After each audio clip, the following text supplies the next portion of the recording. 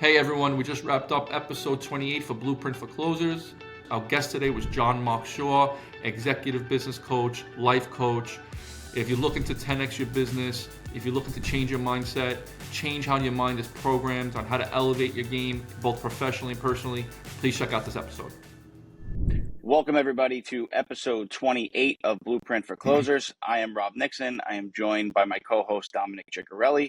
And today we are very privileged to have John Mark Shaw. He's an executive coach and business development consultant with over 25 years of successful entrepreneurial, executive leadership, and management experience. So very excited to have you on. I think there's going to be some great content today. So thank you for being here. I feel honored and privileged, and thank you so much for having me. This is super Rob, fun. good to see you, pal. How's everything going, man? I'm also very excited to be speaking with John today. John and I belong to a business group together that meets weekly, and him and I had some opportunities to get a little bit closer personally over the last few months, and I thought he'd be a great fit for not only this podcast but for our viewers. He's had a very interesting career, very diversified, and he's had some really nice wins, and I'm looking forward for the rest of our viewers to hear about it. Right? It's great. So, John, if we can kind of jump right in, right? So, coaching, right? I know that sometimes this can be a foreign concept to entrepreneurs, especially ones that have enjoyed great success throughout their careers. And they say, well, why do I need a coach, right? I'm a huge advocate for coaching. I think there's so much value. So, if you could, give us some background on that. Yes, and thank you. And it's great to meet you, Rob. And I'm a huge fan of Dominic. He is such an example of all the things that I study and teach. Super successful, multifaceted entrepreneur, growth mindset. So I'm thrilled to be here with you guys. I believe that success leaves clues and that there are patterns of success, right? And that it's not a mystery. And that if you study the way success happens in your own career or in the careers of other people, great beings who have accomplished great things, then you can distill principles. This is something that Napoleon Hill did 100 years ago when he studied 500 of the most successful people. And I've studied him, and I've been studying this for over 30 years. And there are some principles of success similar to when Dominic is, as an architect, is building a building that it's structurally sound. There are principles of architecture, of engineering, right? And if you apply those principles, you'll build a structurally sound uh, uh, building. And if you don't, then there's concern that it won't succeed, right? And so similarly, success leaves clues, and there are systems of success. And so here, I'll answer the question of why people need coaching from one foundational principle of success, which is this.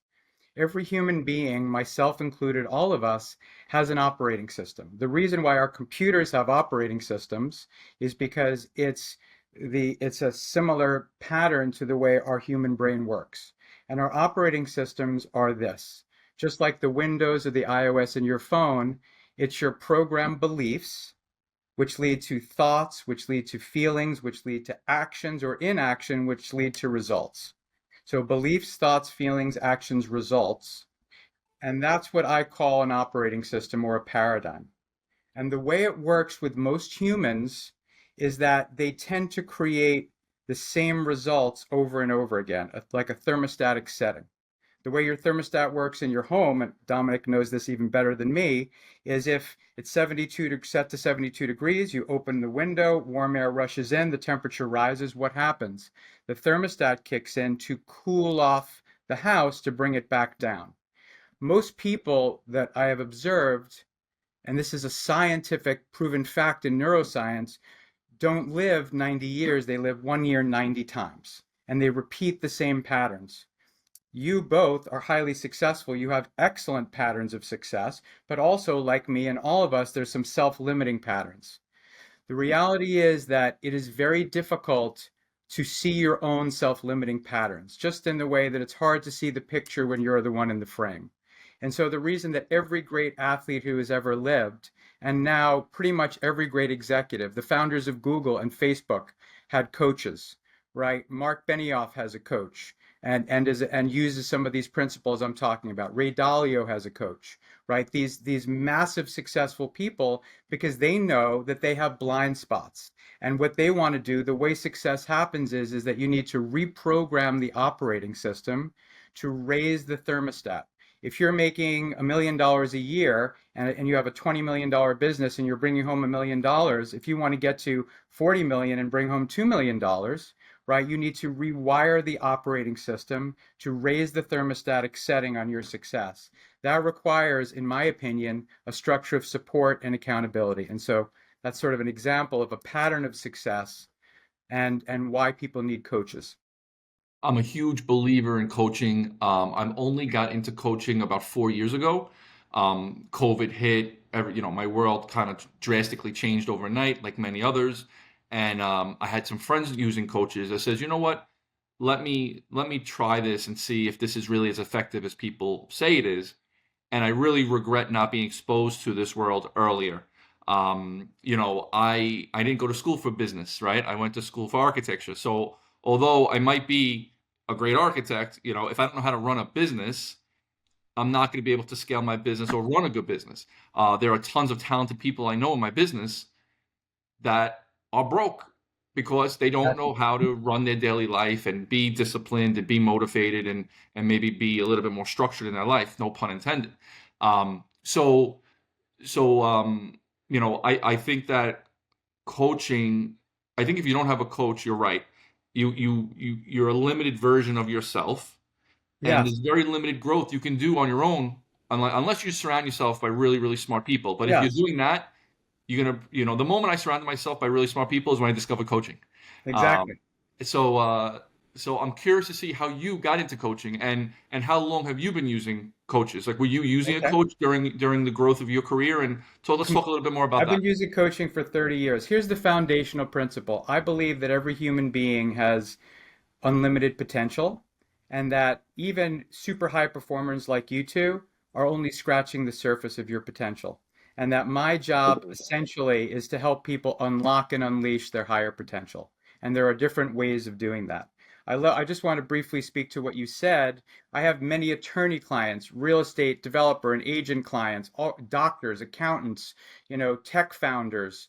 And a lot of these people are brilliant subject matter experts, but they never learned about how to be entrepreneurs and business leaders, right? And so a lot of the work that I do with people is help people build the tools of entrepreneurism, of building and scaling businesses so that they can round out their mindset and skill set and understanding to be entrepreneurs in addition to their brilliant subject matter expertise, in your case, being an architect.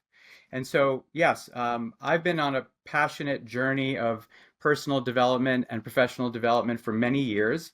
I'll say one of the linchpin moments was I actually got sober. I stopped drinking 26 years ago, and that was a big awakening moment for me. And I became very passionate about understanding human potential and unlocking and unleashing my own potential. And so for 26 years, I've had coaches and teachers and mentors, right? And so Love it. I discovered over that time by investing very heavily in coaches and mentors this proven results driven strategic system that I work with. And ultimately, I built a career in the restaurant business where I co founded and built a $30 million restaurant business and led a team of 400 people. And I applied the principles that I learned. But along the way, what I loved most was coaching my team members. And then other entrepreneurs started to come to me for advice on how to grow their businesses. And I really felt called to help people unleash their potential, because what I love about helping entrepreneurs and leaders is they don't only make a difference in their own lives, but they have a massive ripple effect because they make the lives of their employees, of their customers and clients and their communities better. And so that's really what I'm passionate about, is helping create a ripple effect of human potential and creating a greater good in the world. So that's what I'm passionate about. I want to touch on the sobriety just for 1 second. I personally made a decision to, I wouldn't say stop drinking alcohol, but I mean, stop it as of January of 2023. Again, I'll have a drink on a special occasion, a birthday, New Year's, if I'm really in a good mood. But I gotta say, drinking alcohol, consuming alcohol in America has become so mainstream where at every almost breakfast, lunch, and dinner, people are drinking now. It's become part of American society where it's not something you do for a special occasion anymore. I have, listen, with an Italian background, every single night people drink wine for dinner, right? But, studies show alcohol, is worse than many illegal drugs out there on the market. And what I will say is my own personal experience, the moment I stopped drinking, I had so much more clarity. I had so much more energy. Even if it was just 2 or 3 drinks the night before, I'm getting a little older. I was a little bit less, Yeah. energetic in the morning. I wasn't bouncing out of bed as quick, a little bit groggy, not as sharp. And I did it as a 30-day challenge with my business coach, and I couldn't believe how great I felt. I'm very social. I'd spend one night out with my family or my friends or a client. And if you have 3 or 4 drinks a night and you're out 4 or 5 nights a week, listen, it adds up to 20, 25, 30 drinks a week, which, listen, when you're trying to keep the pounds off, it's a lot of Yes. calories. So besides the health benefit, um, there's There's a a health benefit. huge psychological, energetic benefit. And by the Yeah, way, I just want to say, there is nothing wrong with alcohol. I'm not against it. I have alcohol at all my parties that I have at my home. yeah. I was in the restaurant business and I sold alcohol for a living for many years. I just think, I think it's all about understanding yourself and your own potential. And many of my clients have done similar to you who didn't. I had a real problem. It was one of my patterns of lack of success. I had inherited that pattern from generations before me, right? And I needed to reprogram that pattern.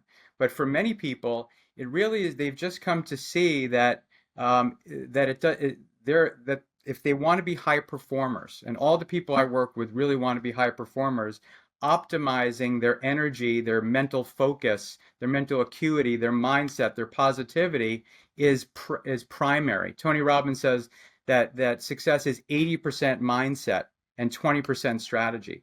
And if you're hungover or just low grade, not feeling well, not that you even have an alcohol problem per se, then you're not being your best and leaping out of bed and going after it.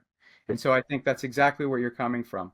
Again, everybody is there. I believe that every individual is their own highest authority, and that we have to follow our intuition, our connection to what I believe is infinite intelligence, and make our own choices. And I don't tell people what to do. I actually evoke within them their own inner wisdom. But I think if you're using alcohol to not feel your feelings, to numb because you don't want to feel your stress, that's when you start to get into something that's probably not optimizing your performance. I'm curious to hear. I'm curious to hear some typical traits or behaviors or routines your clients have. The people that are really successful. I can speak for myself. I start my days earlier. I do way more reading than I used to do. I do a lot more writing and journaling than I used to do. Manifestation is a really big thing. I mean, it's something I wasn't even aware of or believed in. But wishing things into existence and talking about your goals. Tell me some things that, some habits that maybe some of your clients have, or some traits that you see repeating themselves for people that are very successful. I love that. And so, first of all, there's kind of a principle. I believe that success is like a physics or a science, as I said, and that there is a physics of success or transformation. And one of the primary examples of that principle is that energy requires structure to move efficiently and effectively, right? And so just like if you don't have a pipe around water, then it's a mess. But if you enclose it in a pipe, then it will flow and it can create energy on the grid. Or the difference between incandescent light, which is dissipated and gentle, and if you focus that energy of light, it can be a laser beam and cut through steel. The idea here is that we want to focus and harness our human energy into structures. So what you said is absolutely waking up with a morning practice. So I believe, starting the day before you get on your phone and you're thinking about all the constantly negative news, you want to take control of your mind, right? Ralph Waldo Emerson said, stand guard at the portal of your mind, right? And so that starts with meditation. Ray Dalio, LeBron James, Derek Jeter, Mark Benioff from Salesforce, Seinfeld, famous meditators, right? So starting just with a few minutes of, it doesn't have to be fancy, it's just breathing and listening to the sound of your breath and centering yourself. Then I have people to move to being grateful. What are they grateful for? You can journal that or think about it. What are you proud of yourself for? This is all elevating your energy, right? And then ultimately, yes, visualization. You know, the greatest Novak Djokovic, the greatest tennis player in the world, says it very well. He said from the time he was 7, he would visualize holding that Wimbledon trophy and being #1 in the world. That he would not only see it in his mind, but really feel it in his body. And he said he believes that that was the secret of his success. Of course, he's a great physical athlete, but it's the mental game. He said you can see it, feel it, believe it, and achieve it. And he has visualized every single day to become the greatest tennis player in the world, right? There are so many, many examples of that. You've heard it all over the Olympics, right? With Simone Biles and Noah Lyles talking about visualizing, right? Their routines or visualizing coming in first place. And Jim so Carrey. Jim, Jim that's Carrey, Jim Carrey. I think he wrote himself a exactly. check for like 5 grand, 5 million or 50 million For, bucks. for $10 million. This is a Yeah, very famous example. He yeah, was a broke out of work actor, right? Sleeping on his friend's couch, but he studied these principles and he wrote down his vision and and here's a key principle also: big, hairy, bold, audacious goals, belief in possibility, right? The willingness to dream big, not just to have moderate goals, but goals that turn you on, that light you up, 10x goals, yeah. right? He believed that his goal was to be paid $10 million to star in a film. And what was audacious about it was that he would have been the first person ever to be paid $10 million. And he took his vision and he visualized it and he drove up in his beat up car up to Mulholland Drive and he would visualize receiving that check and he wrote himself a check for $10 million. And Amazing. within 5 years, but here's the thing, just like with you and all high performers, he was diligent. He wasn't casual. He didn't do it once in a while. He did it every day. It's the everyday, everyday, everyday structure. It requires discipline, but he became the first person ever to be paid $10 million through the structure and discipline of using his mind to manifest, Yeah, right? it's And unbelievable. what I Very love powerful. about this time, sorry, what I love about this time in history is when I started studying this 30 years ago, it was considered a little weird and wacky. Now, if you watch the Olympics, there's almost no gold medalist who didn't say something about this technology. So it's becoming much more, out in the popular culture. Mainstream. These are tools you can use to optimize your performance. I And of never course, realized what a you know, difference that could really make. Like, in recent coaching I had put together affirmations, right? And I was getting in the habit of going through them every day. awesome. And then the gratitude that you mentioned before, both of you, I was doing an exercise. You just reminded me, I kind of fell off from it, which again, another reason for coaching, right? Another thing to keep you accountable, to remind you about things. But at the end of the day, I would come up with, have to come up with 10 things I was grateful for that day, right? Or that went good about that day. And Yes. you quickly start to realize that life is pretty good, right? You're like, it's really, you quickly forget about the things that, maybe are dragging you down or putting you in a bad mood. It's just constantly keeping yourself in the right mindset. Rob, I love that. And if you don't mind, I want to add to that. So I do that with my Sure. daughter, who's 9, right? If you set the intention to have things at the end of the day that you're going to be proud of, that also changes your day because now you have something called the reticular activating system, which is the part of your brain that looks for clues of your intention. So if you've ever been hungry and gone to a mall, all you see is the restaurants, right? You can't even see the phone stores and all that other stuff. If you ever bought a new car, this happened to me, and you didn't think anyone had it, and now you saw 27 of the same car, it's because now your awareness is focused on seeing what you're looking for. If you set your awareness at the beginning of every day to know that at the end of the day I'm going to be focusing on 10 things I'm proud of or 3 things I'm proud of, now you're going to find things to do to be proud of. And now your performance is going to be enhanced by that. So it's not only that you're looking at it in the end and looking for the things, it's the intention changes your behavior, right? The intention to So, do things you're proud of optimizes your performance and creates better performance. so the actual act is basically getting up and saying, I'm going to have 3 things I'm proud of by the end of the day. Like, how do you do it for your daughter? I love Yeah. that. That's interesting. So the morning practice, again, we talk about structure. We bookend the day. So in the morning, you do the practice I mentioned, but at the end of the day, one of the things you're going to be doing is elucid or is thinking about and then for me, I ask my daughter, so she's now thinking about it all day. What am I going to tell Daddy I'm proud of? Now she's looking for things to be proud of. So she's looking, who can I help? How can I try even harder? Right? And so by knowing that you're going to be doing that, that's part of what we talked about, structuring your energy. Right? Most people live life by default, according to the patterns, and they stay stuck in their comfort zone. This is all talking about how to live your life and build your business by design, right? By taking your power away from circumstances, situations, and conditions, right? And finding a way to structure your mind and your thoughts. All that we have are our thoughts, feelings, and actions. And if we bring more consciousness and intention to our thoughts, feelings, and actions, we change our results and we raise the thermostatic setting. I love that. Another thing that you can do, and I know sitting down and having family dinner is not something that when I grew up, it was every single night. Now, It's a structure but that's another structure, yeah, right? Just like having one-on-ones with your team members, just like having weekly team meetings with your leadership team or departmental meetings. In an organization, it's vital. You can't just have casual conversations. right. It's about creating structure on your teams, and structure in your family. We're going to sit down and connect.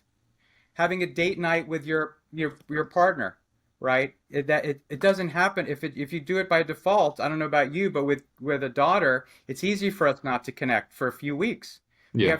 We have to impose structure on the relationship so that we have time to connect, like family dinner. I didn't mean to cut you off, but it's important to create those structures. Yeah, but similar to asking those, having those affirmations or talking to your daughter about the wins she had for that day, something that I've heard of and I try to do randomly is when you're at that family dinner, you say, hey, what was the best part of your day today? Or, Yes. hey, what was the worst part of your day today? What were you struggling with? And you just start those conversations as opposed to everyone dinner on their phones or Yes. maybe struggling to come up with conversations. And I think an easy thing to say is, hey, tell me something that was great that happened today, or tell me something that was really bad that happened today. And you could share yourself, and it's a way to start a dialogue. I think that's something that's falling off is just having just a meaningful dialogue. Not, hey, you have football practice tomorrow, and hey, did you do your homework? Tell us about your day. What are your feelings? What are your goals? What do you want to do? So that's really good stuff.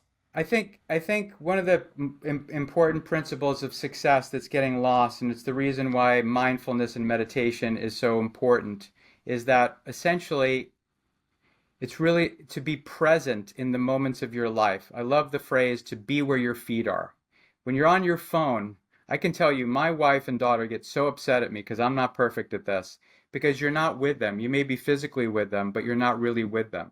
And the idea is when So true. your feet are in one place, but your mind is in another place, you're not going to be as powerful and effective.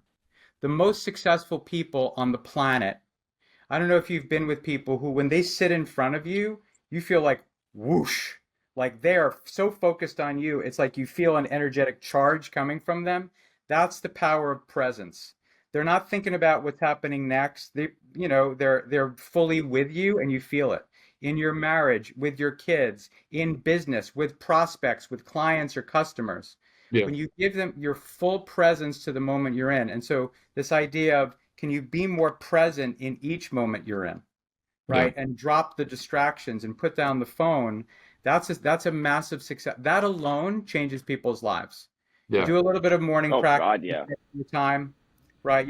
And then you be where your feet are throughout the day. You use the breath to breathe yourself into the present moment if you're feeling stressed and anxious. And you just try to stay in the meeting you're in the interaction you're in. That alone, your energy moves in a much more powerful way. Rob and I belong to a small group of 10 men that meet once a month for breakfast. And we call Right. ourselves a little mastermind group, but sometimes we digress. But one of the rules is the phones aren't out. Yeah. Unless it's a dire emergency, phones are not out. You're dedicating the 2 or 3 hours with us. We have a topic, we have an agenda, and we push through it. And it's powerful.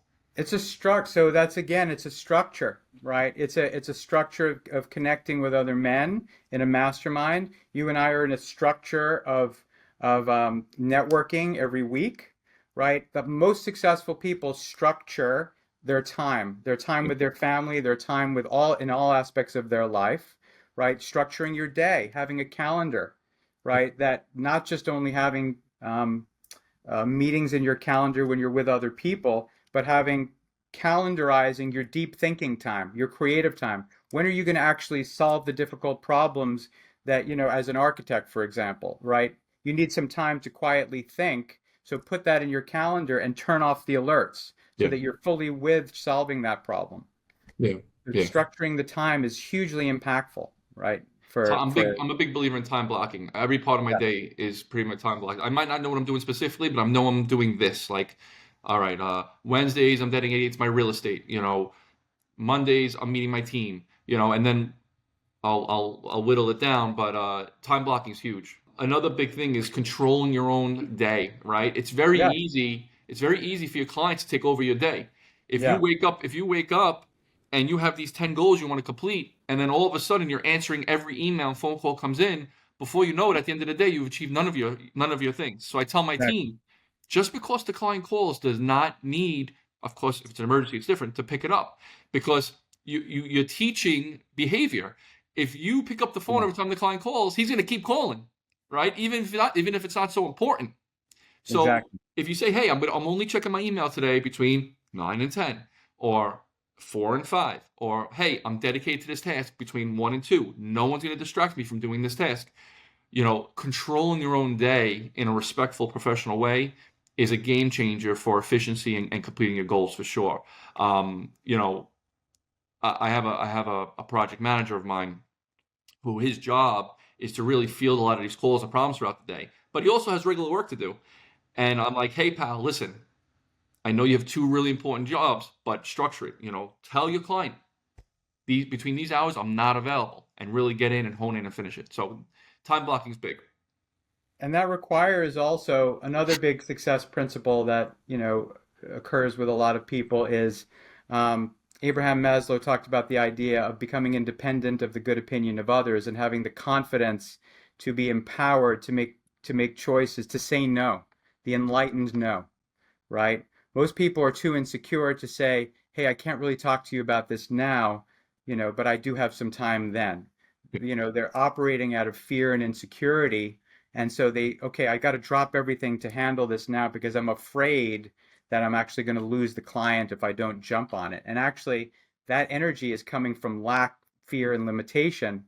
And, one of the foundational, universal laws um, that Einstein talked about is the law of vibration, which is that we live in a quantum field of vibration, right? Everything is vibrating.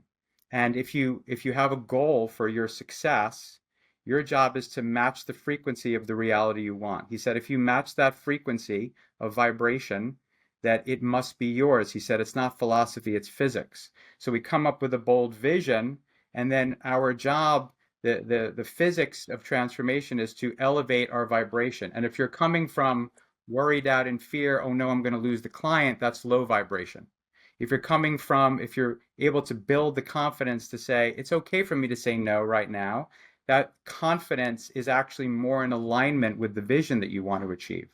And so really the work is about releasing, when we talked about reprogramming the operating system, the limiting beliefs, the fears, the lower vibration beliefs about yourself, so that you can elevate your vibration to become a match to that next level business and success you want to create.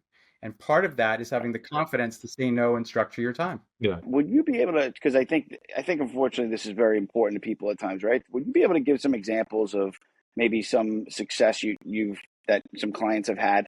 Absolutely. So, I have one client in particular, and it's kind of an unusual example, but he had an executive membership community for people in the tech industry, and it's called Pavilion. His name is Sam Jacobs. And when I started working with him, it was pre-pandemic, and he had about 300 members, and he wanted to build an essentially $100 million company.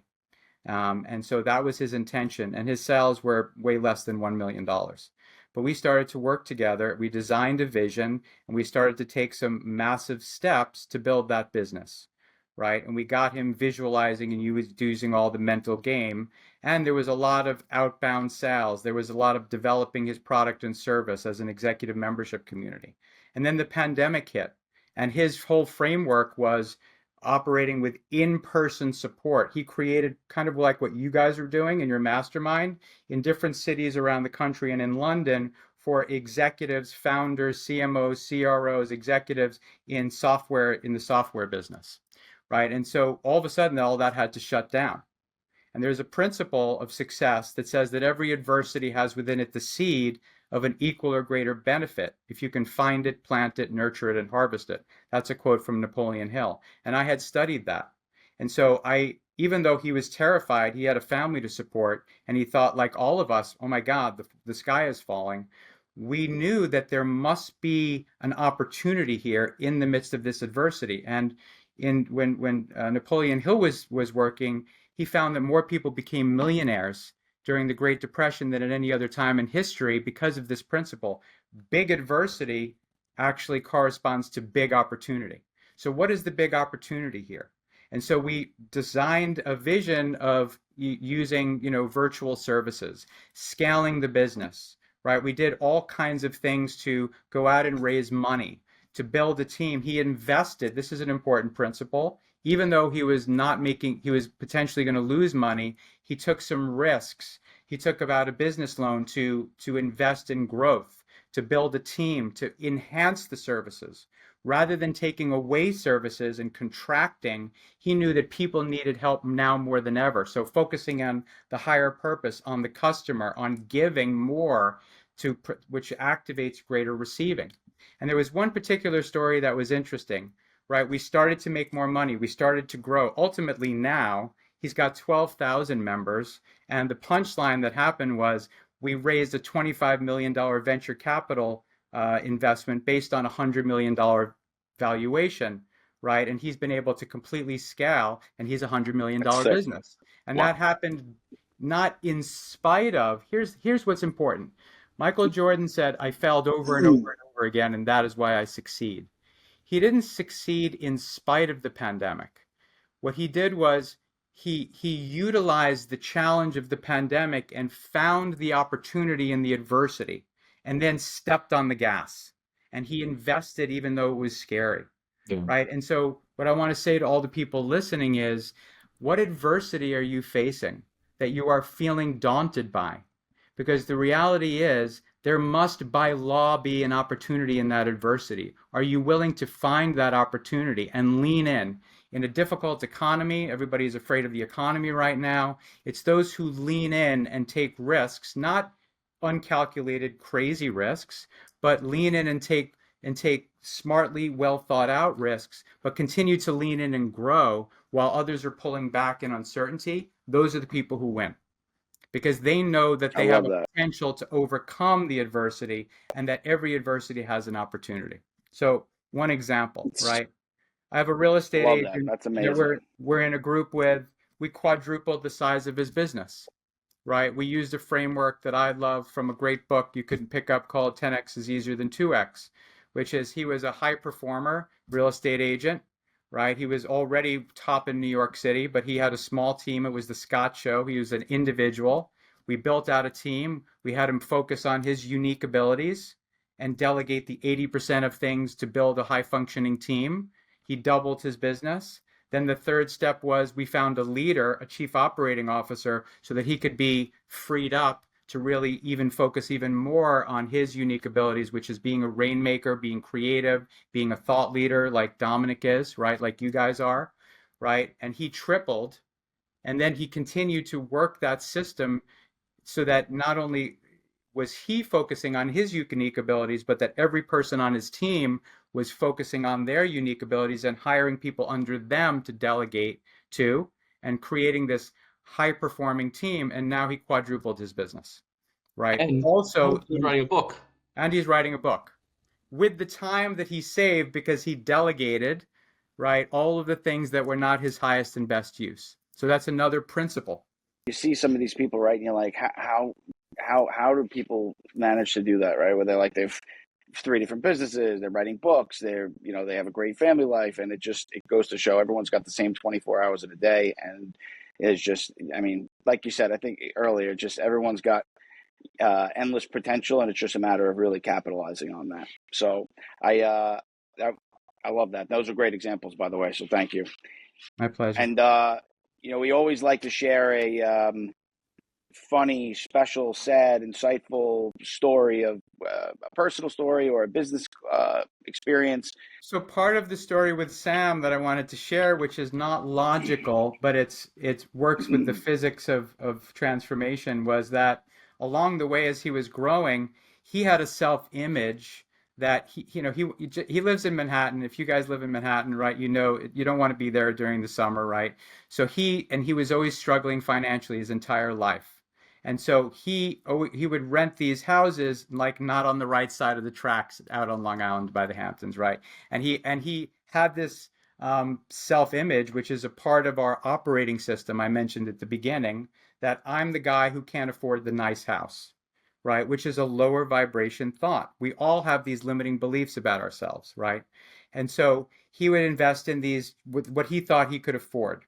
And so he had this opportunity. We're making money. We've grown from maybe 400 members to maybe 2,000 members. He's starting to make some real money, and he's got, a few $100,000 in his business bank account. He comes across this beautiful house in the Hamptons, right, that he falls in love with, and it's $70,000 to rent that house for 2 months, right, which for him was an astronomical amount of money. And so we talked about it, and I said, rather than thinking about it as a cost, think about it as an investment and hold. Ralph Waldo Emerson had a principle. He said that you can make an investment and hold that investment in what he called the bank of the universe, and believe and hold that it will not only come back to you, but it will come back to you multiplied. And I said, if you invest in this house, which I'm not, not in the sense of like throwing away money, with an intention that by means of investing in this rental, I am going to elevate my self-awareness, I'm going to raise my thermostatic setting, and I'm going to have some ideas and do work that easily 10x, right, that investment. And we did it, and he was shaking, and then he made the investment. I think Dominick may have seen his testimonial about this at an event or whatever. He tells a very funny story, and he calls me panicking and freaking out. I'm like, trust, we're holding the investment.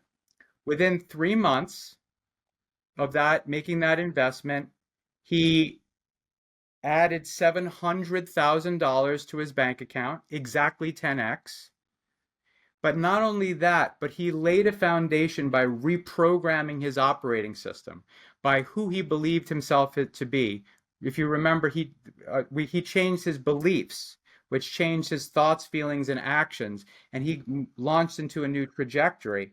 And within another 6 months from that, he received the $25 million venture capital investment based on the $100 million. And so all of that was tied to a decision to rent a house in the Hamptons, but it wasn't about the house. It's not like gambling it away in Vegas. It was an investment in transforming his operating system and his self-image.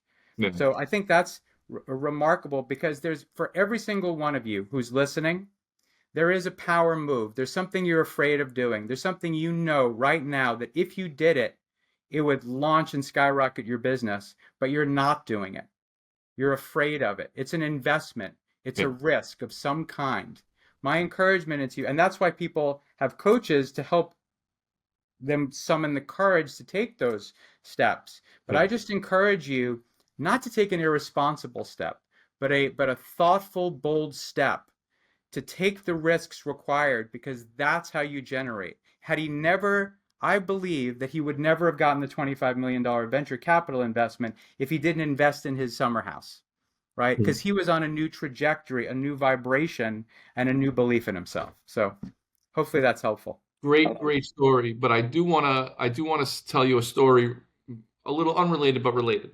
So around the corner from where I live is a very prestigious high school called Collegiate on the Upper West Side. Very, very expensive school. I mean, I'm going to say it's over $50,000 a year to I go had to. friends who went there. Yeah. Okay. So my circle that I grew up with would say that it's completely insane to do that. People are doing it to show off how much money they have. It makes no sense. It's completely insane, right? But as I'm trying to grow and evolve as a human, which could be very difficult at times, and now speaking to people that go to that school, they say, Dominic, it's not a matter of the money. They says, what about now the social circle, the powerful social circle your children are in? What about Yes. now the social circle you're in? When you're going to those sporting events, you're going to those school events, the people you're meeting. Exactly. Dominic, if you get 1 or 2 jobs a year just from that circle of parents or Yes. teachers or the staff, it's going to pay for more than the tuition. But you have to change the mindset. It's not it's $50,000-$60,000 a year to go to school or whatever it might It's be. not a cost, it's an investment That's in right. elevating That's right. your kids aware. Also, it's also his, is it boy? Did you say your son or Yeah, daughter? yeah, yeah. I Your have a son. son So that it's just started high elevating school. his awareness. It's elevating his awareness. There's Right. a law of five, right? Which is you tend to create results that match the 5 people you hang out with the most. And you want to put your kids in an elevated environment where they're hanging out with. It's actually it's the thinking that people magnetize, right? It's the thinking, and so they're thinking from these are very successful people who can send their kids there. I went to a school like that, and then I went to Stanford, and it was an elevation. It changed me. When I Yeah, went to Stanford, I was like, holy shit, these people are super smart. I better work my ass off. And right. it elevated.